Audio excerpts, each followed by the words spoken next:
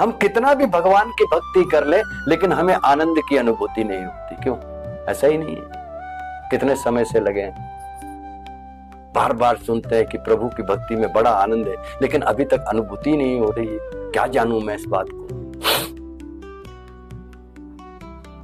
समझ में नहीं आती। ऐसी कौन सी पद्धति है जो मैंने नहीं अपनाई?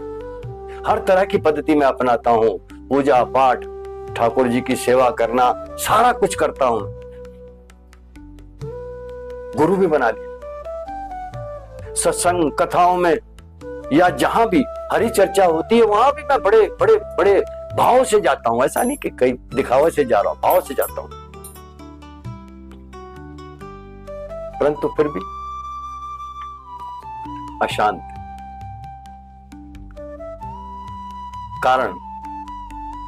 कारण केवल एक ही, कि हम कभी भागवत और सत्संग में कही गई बातों का आचरण नहीं करते हैं। नहीं करते। विचार करना, अगर एक बर्तन में एक छेद हो ना, छेद हो, कोई पात्र ले लो, उसमें एक छेद हो, और उसमें चाहे आप कितना गंगा जल डालते रहो, उसमें टिकता नहीं, निकल जाता है। अरे हमारे भीतर तो असंख्य छेद हैं, असंख्य छेद, जिस कारण ये नाम रूपी गंगा जल जो हमें प्राप्त हुआ है वो टिकता नहीं। देखिए, जब इसको जानने का प्रयास किया ना, संतों के संदर्भ से समझना चाहा, तो एक बड़ी बात सामने समझ में आई, जिसने मेरा माथा हिला कर रख दिया कि मैं आज तक कहां था।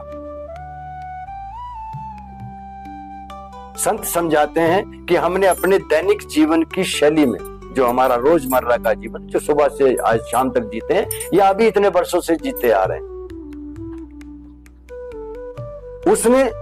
उसमें हमने अपने जीवन का एक विशेष अंग बना लिया है, विशेष अंग।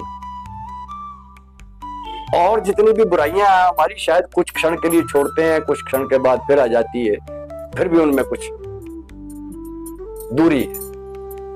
कभी कभी क्रोध हमेशा नहीं करते हो, लोभ भी हमेशा नहीं होता है, नहीं।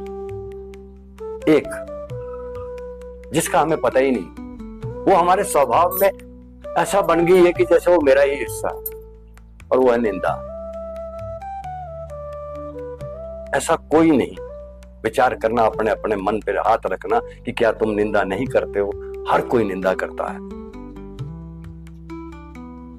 संत समझाते हैं कि निंदक का कोई इलाज नहीं, निंदक का कोई इलाज नहीं। कारण, निंदा करके जो बाहर दूसरे का बोझ आप अपने सिर पर उठाते हो ना, उसको दूर कर पाने का कोई तरीका नहीं, कोई तरीका नहीं। संत तो यहां तक कहते हैं कि निंदक को अपने कर्म भोगने ही पड़ते हैं। भले ही आपके पास नाम हो, आपके पास गुरु हो, आपके पास सिमरन हो, जो मर्जी हो, लेकिन अगर आप निंदा करते हैं, जितना मैंने तभी कहा था, इतनी कमाई नहीं जितना खर्चा है। सारा दिन में सिमरन करके, भजन करके, कथा में जाके, पुण्य करके मैं 4 आना कमाता हूं, और 2 घड़ी में मैं 1000 रुपए का खर्चा कर देता हूं। खर्चा कैसे करते हो? संत समझाते हैं। निंदा के इस विषय में मैं समझता हूं कि हमें सभी को कान खोलकर और दिमाग खोलकर सुन लेना चाहिए और धारण भी कर लेना चाहिए, ताकि आगे दोबारा ऐसी गलती ना हो हमसे। संत समझाते हैं कि निंदा करने वाला चाहे कितनी भक्ति कर ले, कितनी ही सेवा कर ले, कितना ही दान कर ले, कितना ही पुण्य कर ले, उसके पास कुछ नहीं रहता है। हम कई बार देखते हैं बहुत सत्संगी भजनानंदी लोग, जिनको देखते हैं कि हम ये बहुत भजन करते हैं, लेकिन पाते हैं कि उनके अंदर कुछ खालीपन है, वो शांति, वो आनंद उनके पास नहीं। कई कई समय से लगे। कई तो ऐसे भी हैं जो ब्रह्म मुहूर्त में कई कई वर्षों से उठ रहे हैं, लेकिन भी फिर भी जीवन में आनंद की अनुभूति चेहरे से दिखती नहीं, टपकती नहीं। कारण क्या है? क्योंकि जो जितनी मर्जी भक्ति कर ले, अगर उसने निंदा कर दी तो उसके पास कुछ नहीं रहेगा। उसके लिए संत कहते हैं कि नरक तैयार ही है, ये 84 उससे छूटेगी नहीं कभी। लेकिन हमें निंदा करना कितना आसान और स्वाभाविक सा लगता है, नहीं? बड़ा आसान सा लगता है। संत कहते हैं कि कोई व्यक्ति शराबी हो, जुआरी हो, यहां तक कि व्यभिचारी भी हो,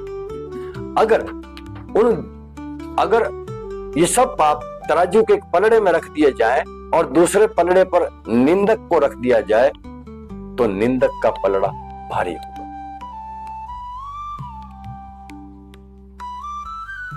अगर हम अपने मन को टटोलें ना तो पाएंगे कि हम सब निंदा में कोई परहेज नहीं करते हैं, कोई नहीं।